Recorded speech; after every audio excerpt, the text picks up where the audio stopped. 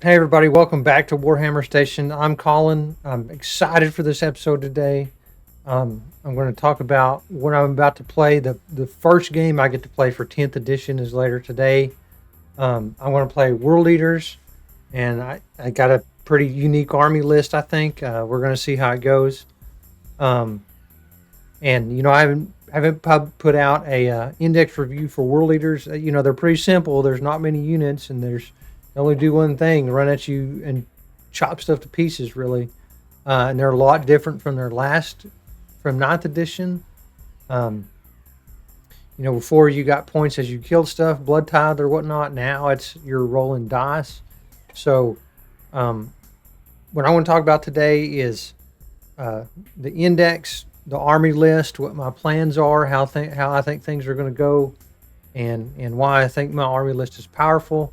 Of course, tomorrow I'll post an update, some pictures that we can go over what happened in the game. Um, kind of like a quasi battle report, what happened and what I think changed. I'm going to play Space Marines, and I think so. No matter what, I know I want to have fun. Um, but yeah, let's just get into this, and yeah. So there, the World Leader special rule is Blessings of Corn, and you roll 8 dice, so you're going to have a couple duplicates, and based on the result of the dice, you can add these bonuses to your army. Now, these are actually really powerful and really good, and let you be um, this diverse, dynamic fighting force. And world leaders lack a little bit of shooting, and a lot of these rules only interact with the melee attacks, but it still can be really powerful depending on. It allows you to, um, depending on what your opponent is, what army you're playing across the table, be adaptive. Adaptive tactics, and really, I think it's one of the more powerful rules in the game. So, um, I'm sure you've watched other World Leader videos. If you're clicked on this, I really don't need to go into this um, too much, but I mean, there's really no bad choices here. And the biggest thing is that you get two blessings, and that it's activated at the start of the battle round, and um, and there's other stuff that lets you buff this through stratagems or enhancements, right? But it's real easy at the start of the game to get this 2-inch move characteristic, and so if you're running 8 bound or something else, you get that scout move. It is really really cool. And then this double six or triple four, being able to get that right at the start to advance and charge is I mean, I've watched a couple battle reports getting first turn charges, and there's stuff that makes this even better. So the detachment rule is very easy and actually really powerful. If you make a charge move, add one to the strengths and attacks characteristic. And this, it does interact with only close combat phase, charge and fight phases, right? But that's what they do. They're world leaders. Not a big deal. As far as stratagems goes, there's a bunch of really powerful ones in here. This battle shock one is kind of meh. Um, this one is just this gives you a bonus blessing of corn, and it. What's really cool about this one is after you destroy an enemy unit. So if you use your blessing of corn to get where you want to go, you've got your 2-inch move, and you've got your advance and charge, so everything's moved up. After Angron kills something, you can kick this in and then really buff up all your stuff to get your lethal hits and sustain hits, hopefully, with that blessing of corn roll. So that's where you use that, and it's going to be like this 1-2 punch to really obliterate your enemy. So, you got your 2 CP, Corn Cares Not, reducing damage. That can be really good. Like maybe you come across a Chaos Knight with their 2 damage shot, Gatling gun or something, or just something with a lot of heavy damage being put out, but it is expensive, right? You're going to have to plan for this. Um, for the Skull Throne, add one to the rune roll against characters, monsters, or vehicle units. This is your to kill your big knights or big whatever. You go from maybe a 4+ to win them to a 3, or even a 3 to 2. All of those step downs or improvements in wound roll makes a huge difference.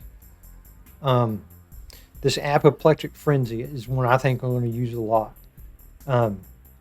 This was an Emperor's Children stratagem in the past. And now World Eaters have it. So boom, you don't have to roll a dice for your advanced roll. It's just straight 6 inches to move. That's really cool. So you throw Angron out there. He gets maybe +2 to his move at straight up 6 inch. So that's 20 inches. Gets to advance and charge. And I mean, there's not much that can stand up to that. Maybe there's a good Overwatch that can be done to him, right? Blood Authoring. So you'll see in my list, I don't think I'm going to use this one much, but this one is, I think every armory has something really similar to this stratagem of where you get to keep control. Sticky objectives is what the colloquial term is. Really powerful. My list doesn't have any room for enhancements, and we'll get to that in a minute. But all of these are actually really good. I think what most people are running is either this Favorite of Corn or Berserker Glaive. I've seen people put this on the Master of Executions, where he gets the devastating wounds against characters or anything really, and just adding extra damage to his stuff is crazy. But I'm not going to count out Battle Lust. And so what I'm envisioning that happens is you have your unit disembark from a land raider. Maybe you're not able to make the charge or something. Your rhino is blown up, and this Battle Lust is going to come out of nowhere and get those berserkers or those 8-bound in to deliver that killing blow when the enemy wasn't expecting it, right? Really good stuff here. So the centerpiece model for my army is Angron, and I've already mentioned some of the other enhancements, getting 2 inches to move. If he gets that 6-inch advance and charge, that's 22 inches. And one thing you have to really note about Angron is his aura, his Wrathful Presence aura, kicks off at the start of the charge phase. And he has one of the best ones in the game. And it's why friendly World Eaters units are within 6 inches. Each time that unit makes attack, you can re-roll the hit roll. And it doesn't specify melee or shooting attack, but it does kick off on the charge phase, so it's going to do that. But until the start of your next charge phase. So your first shooting phase doesn't get the benefit, but the next one does. If he's around there, you might want to run him up and into everything, and it be not that big of a deal. But he's he can be a really expensive buff unit. But really, what do World Leaders have to shoot? And we'll get into that here in a minute too. And then obviously, big deal with Angron is if you roll 3 6s on your blessings table, after he's dead, he can come back with full wounds. I mean, the math pencils out to like a 13% chance, but as you're fixing to see, there's ways around that are really powerful. And of course, with his weapons here, he just destroys things. Anything he touches dies. Strength 16 is super powerful, right? And in D6 plus 2 damage, 8 attacks, 9 attacks on the charge, strength 17 on the charge. It's just really cool. A lot of these other units are really good. I'm probably I don't want this video to be an hour long. And I'll be happy to get into that, but I kind of want to focus on just what my list is going to be. I love Karn. I used to have some dice that were back when he was one of the only characters that hit on twos and killed his own units on a one. I had dice that were specifically for him. He had a bunch of he has more attacks now even back then, but he's strictly an anti-infantry character anymore, and he buffs up units of berserkers really well. Lord Invocatus, as far his rule that people are going to take him for is given 2 unit scouts, and of course he's attaching to 8 bound to any infantry unit in the game except for Spawn or whatever. I think they're beasts anyway, right? But it's all well and good, but this means that it's limited to World Leaders infantry, and so that means your infantry guys are out on the table, and it's good to do like a feign where you're moving your stuff back into cover or something. But if you want to be aggressive and really use these 12-inch moves and 10-inch moves and all this stuff, and you fail that charge range or something, it's going to be punishing to not get the advantage out of this. And even then, I feel like this edition is really focused on shooty stuff. So, I mean, we're going to see. I'm still going to try it at some point, but not with my list today. The Demon Princes, obviously we all know that the on foot Demon Princes are a little bit better. They're cheaper than the Flying Demon Princes. I mean, they still move decent, so that's really good. And I really want to build a list with them in there, but they're also kind of, I think they're overcosted just a tad for what they do. Let's see what else. I really like the World Leaders Lord with his aggressive advance rules and dealing out mortals, getting the extra attacks on the stuff. Invocatus does that too. But he can be given an enhancement where the Invocatus can't. And just, you can really enhance, give him the Berserker Glaive and just really enhance that damage output with him. Of course, the Master of Executions, I can't wait to try him out. And I think this is going to be really powerful, given Berserkers the Fight's First ability. And of course, remember, he has the Devastating Wounds. Maybe bump him up with that Berserker Glaive if that enhancement's not already given to another character. Put him and some Berserkers in a Land Raider, and it's going to be really powerful. Berserkers, they might be kind of expensive, but you throw in this Blood Surge, you throw in this Icon of Corn, and you get to re-roll one of the dice for your blessings. The amount of attacks they put out. Remember, you're putting 2 Eviscerators in a 10-man unit. And I don't like running plasma pistols. I don't want to kill my guys, my expensive guys, and so I just stick with these Eviscerators. I'm doing close combat stuff. I feel like if I shot some stuff and it was even halfway effective, I'd pull that closer model to reduce my chance to charge, and it's not going to be as fun or effective. So I'm running in my list today 4 units of Jackals, and a couple reasons is they're cheap, they're plentiful. They really do put out a lot of hits for what they are. 20 hits with sustained, or and this Skull Smasher is on a model, and it's effective. But more than that is this Objective Ravage. If there's no deep strike threat, they can take over these rear objectives and hold on to some stuff. And then even more so, they have Feel No Pain 6+. So if you remember, one of the blessings is it is a buff to your Feel No Pain. So these guys are running around with the 5-up Feel No Pain. That makes, they get that against las cannon wounds or a bunch of these other stuff. And it makes them a little bit more durable than what you might think. I think a fun list to try with these guys would be a whole bunch of them. You can take up to 120 of them there, because there's up to a 20-man unit with Demon Princes.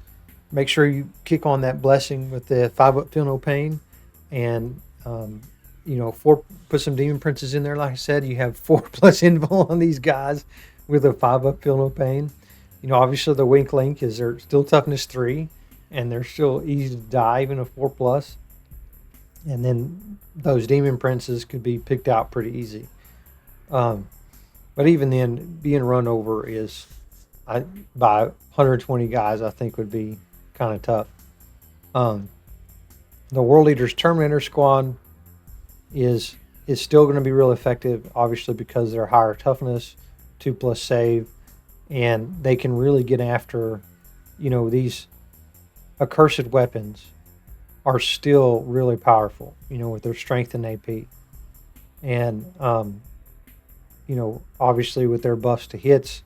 So, Deep Strike in, giving them Reaper auto cannons, combi bolters are still going to be really good, getting 4 shots at 24-inch range or half range.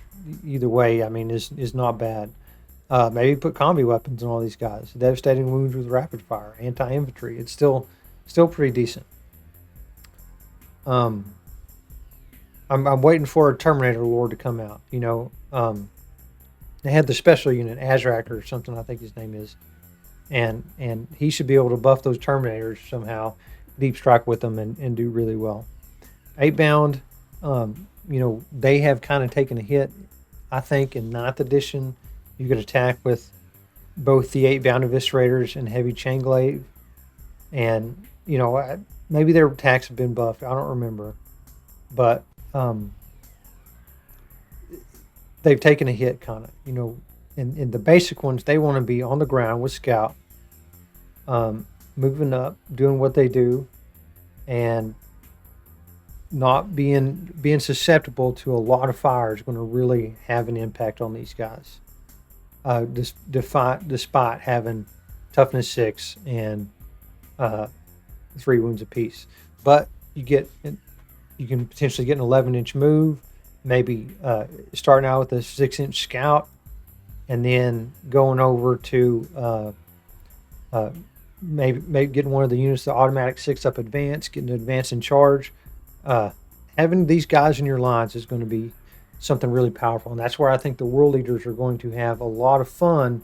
Is they're going to be in your face really fast, but you got to rely on a little bit of luck to get there, right? Exalted 8-bound. So these guys are the vehicle killers. They have a bunch of attacks. 3 base, 4 on the charge, strength 15 on the charge, -3, 2 damage. It really stacks up, and these guys can also benefit from the Feel No Pain buff. And they're one of the very few units in the game that has you fail a leadership test, you can't fall back, right? And it seems kind of weird that if you're going to fail a leadership test, I'd rather have if they chose to fall back, where they're going to lose some models, but I guess that's all right. Land Raiders are obviously really good. We all heard this, the 2+ save, and the weapons, assault ramp. I do have a list idea with 2 of those, but not today. I'm really not interested in all these old tank models or defilers. I think they're overcosted for what they're capable of. I've never owned Forge Fiends or Mauler Fiends. Still, I think the strength on these is just not enough for what some of the threat. If you're wounded knights on 5s, you're wounded big stuff on 5s. It's just not a positive outcome. Same with the Helldrake. It's just overcosted. Doesn't do enough, right? Rhinos, I think, are good. I'm not running my list today. Obviously, the huge benefit is putting 12 models into it. Poor Chaos Spawn, they got all bought up to give up Blood Tithe, and now they're going to be collecting dust because the way the points are working this edition is not doing much. So this is what I'm running. I'm running 3 Corn Lords of Skulls, and these guys I really think are going to put out a lot of damage, and I mean, they're hard to kill. Look, toughness 13, 24 wounds. They're moving up 8 inches, potentially up to 10, right? Really easy. So they're going to get where they want to go. I'm running mine with Gorestorm Cannon. I really like the range. I like the number of shots. And, this Demon Gore Cannon, it seems like real easy to take given the AP and the damage, right? But then you look at the number of shots, you roll 1 shot on this thing, it's really a huge waste because in my experience, you roll that one shot and then you miss the hit roll, and it's not it's going to be demoralizing when this thing whiffs.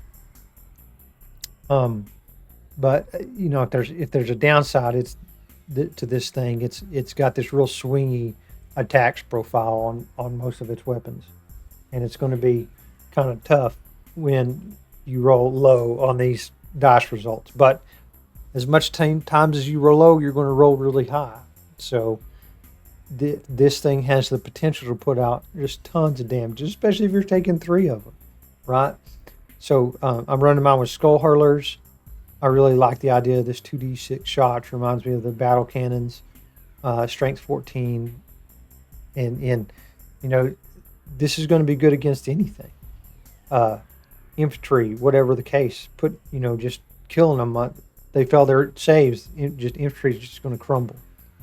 And the good thing about these guys is most knights, when you take, they have two decent guns. They don't have a they have just a meager close combat weapon. If you take a close combat weapon, they only have one good gun, right? I think both of the guns on these are really good, and this thing is going to be just absolutely devastating in close combat. And then on top of this thing, it's a vehicle. So what's really going to go crazy on this thing is the tank shock stratagem, where you're rolling 15 dice, where critical hits are mortal wounds. And I mean, you're going to get a few out of this, and it's going to be just obscenely powerful. And lastly, the creme de la creme of this thing is the Blessed Slaughter, modifying the blessings roll so you can get all kinds of cool stuff on here, and it's going to just synergize really well, I think, with Angron. So here's my list right here. So if Angron dies, if he's singled out, I mean, you have to ignore, with this list, what I'm hoping is the enemy's going to have to really focus something down. And if they focused Angron because they're scared of him, you have to really if you really focus something down, all the Lords of Skulls are going to bring him back. And you put these jackals on the objectives, getting rerolls with their banner thing, their icon. You get the Lords of Skulls who are just decimating stuff. We're going to see how it goes. I think it's a lot of fun. I need to paint up. I've got one of mine almost done. I got two more that are primed with the Rune Lord brass. Angron is done. It's really easy to paint the jackals. I've got them all together, all but one squad, and we're going to see how it goes. I hope it's not a meme list either way. It could be too powerful because of the toughness but I think that's going to be tempered by the damage output. And then on the other hand, there's a lot of really deadly stuff out there. If they had I think they'd be overpowered if they had a 2+ armor save, but maybe they can get cover and it won't be that big of a deal. But yeah, that's my list. I want to take a lot of pictures this afternoon. I want to take, I'm going to have a really fun after action report. It's so fun to see this stuff on the table, and it's so fun to play these things and have them be effective. And I think, this is the first time I've got to play. I bought these during 8th edition. Painting them is kind of daunting, so I never really got to play them when they had that big synergistic list in Chaos Space Marines with the Techno Lord riding that thing. I forget what it's called. I'm sorry, but yeah, another thing with the jackals is they're really good screens. I want to protect against the deep strikers. I want to protect against like a Hellblaster squad dropping in and just really deleting something right off the bat, or an Eradicator squad doing the same, or something like that. So yeah, tune in tomorrow for the after action report on this thing, and let's see how this goes. It's going to be really fun, and things are going well. And remember, I've got my battle shock tokens. I want to have them on the table. I'm coming out with wound tokens. They're in the process. I've got terrain coming. The store is live, warhammerstation.com. You can go get your battle shock tokens today, and check out the Instagram page. I'm really trying to figure out how to get stuff posted on there. If you got some memes you want to send me that I can post, I'd love to do that. And we've got a good network with Station Media. I've got a Star Wars page that me and my friends run. We've got a Marvel page. We've got this. We've got that. We've got a Discord that you can join. You know, if you love 40K as much as I do, if you like the World Eaters, let's interact. Let's have a chat. You know, I'm going to be attending some events this year and more into next year, and it's going to be a lot of fun. Just over the top, it really is. And then this is just one thing. I've got a really fun Demons list I want to play. I've got a really fun Chaos Knights list I'd like to play. Like just a small hint on my Demons list is I want to run, and I have the models for. I got to paint just a few more little things. Is 12 Juggernauts. I want to see how that does on the tabletop. All buffed by their little leaders and Bloodthirsters and this and that. And so I'm super interested to see how that's going to go. Maybe not, you know, because they're all close combat. But with their mortal wound output, I think it can be crazy. So yeah, thanks for tuning in. Y'all have a great day, and I appreciate your viewing.